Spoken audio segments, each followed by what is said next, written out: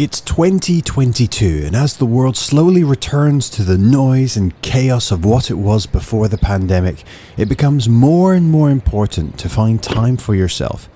If you're the kind of person who has a bank balance that looks like a phone number, you might want to shut out the world for a few precious moments while you're whisked from one important meeting to another. And there is no better place to do that than from the back seat of a Rolls-Royce Phantom. For over 90 years, the Phantom has serviced the ultra-wealthy, royalty and celebrities and given them a place of respite, somewhere to get away from it all.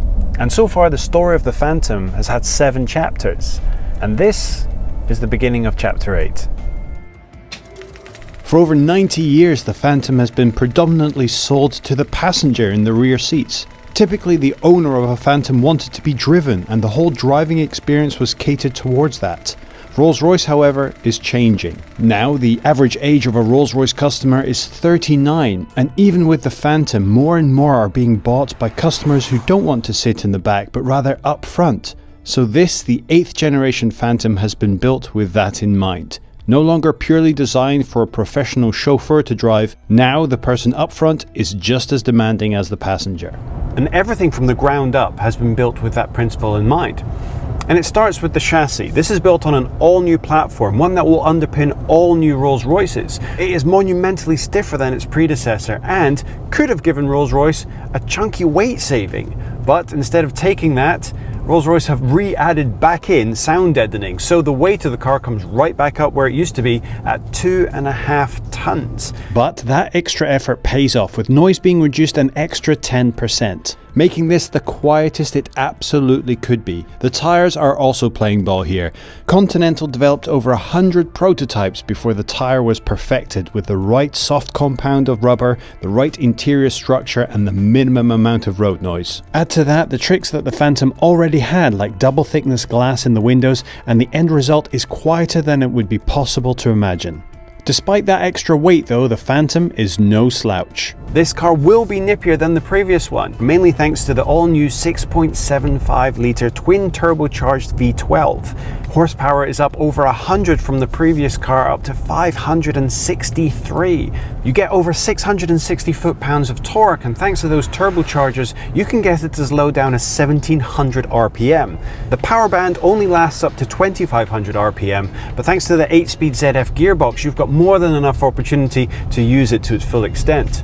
The handling has also improved. The new Phantom has all-wheel steer. This allows the rear wheels to counter-steer up to 3 degrees at low to medium speeds. It effectively shortens the wheelbase, and very quickly you can notice how agile it makes the car, which is undeniably huge. Tight, twisty mountain roads become a doddle, as right from the turn-in all the way around the bend you can hold a single input in the steering as the rear comes around, rotating the car elegantly through the bends. At high speed, the rears turn with the front to allow for more stability when changing lanes. The new suspension setup really lets you take advantage of that steering as well.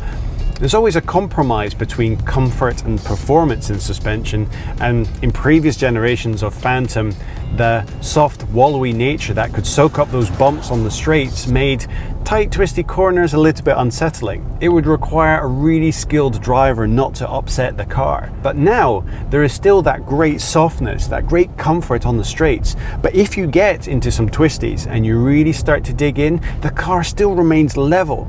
It's a very sophisticated system that keeps the car stiff when it needs to be, yet compliant when it wants to. It allows you to come into a turn hard, turn in under braking, and the car just deals with it. It just says, yes, I can deal with that. What else can you throw at me? The brakes themselves are incredibly capable, giving you, if you need it, the ability to stop the Phantom dead in its tracks. Significantly better than you'd expect from a car this size. The brake pedal, however, has been set up with a large amount of travel. When first driving it, it can feel like the brakes aren't working fully, as the initial hit doesn't actually do much. Quickly though, you learn that extra travel allows you to be ultra precise with your braking, making sure you use all of the available road and upset the car as little as possible. Once you figure that out, you can drive the Phantom with a lot more confidence and really start to have some fun with it. Now, the throttle response in a Rolls-Royce has been absolutely meticulously calibrated for smoothness of power delivery. Although you have more than you would ever need in this car, it's not a twitchy throttle. The whole point is to deliver it smoothly and elegantly, and there's something about the way the car is set up, the way you feel in it, that you want to drive it smoothly. Whether you're the chauffeur of a multi-billionaire sat in the back seat or that person themselves, if you want to, and you put your foot down, the speed comes, and it comes quick.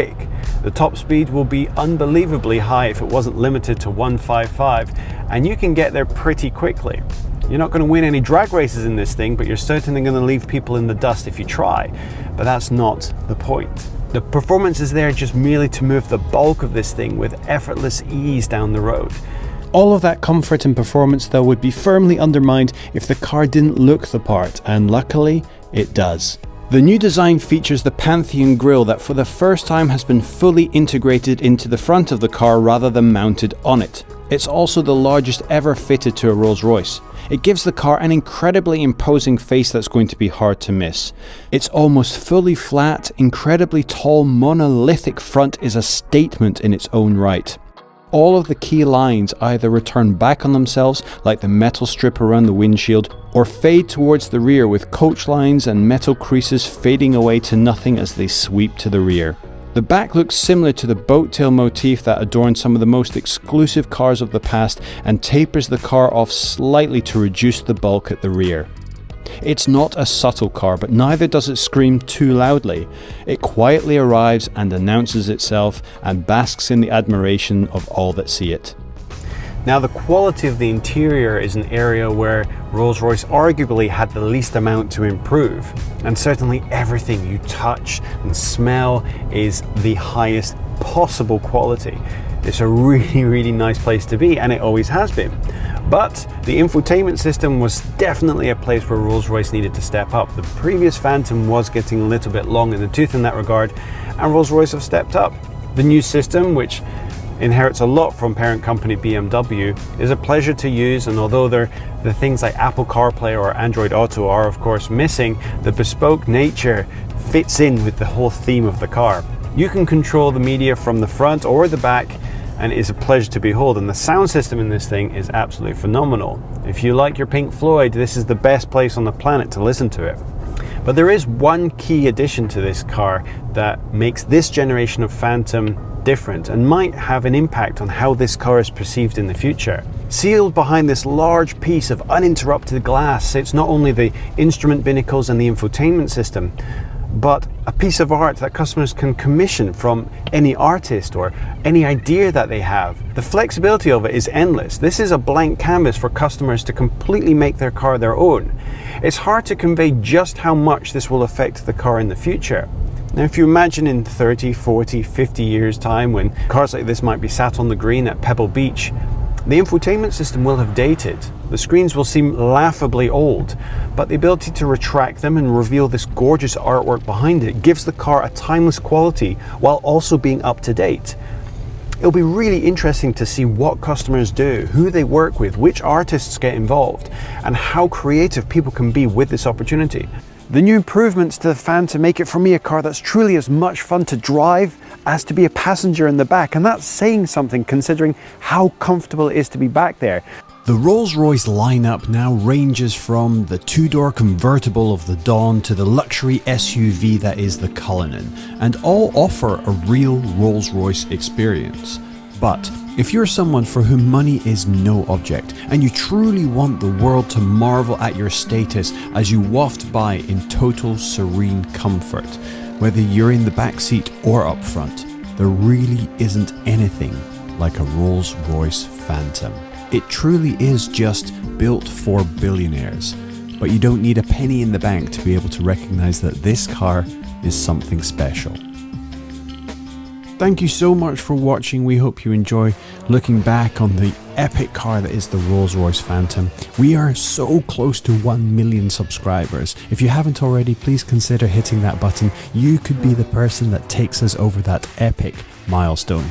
Thanks again for watching, and we'll see you next time.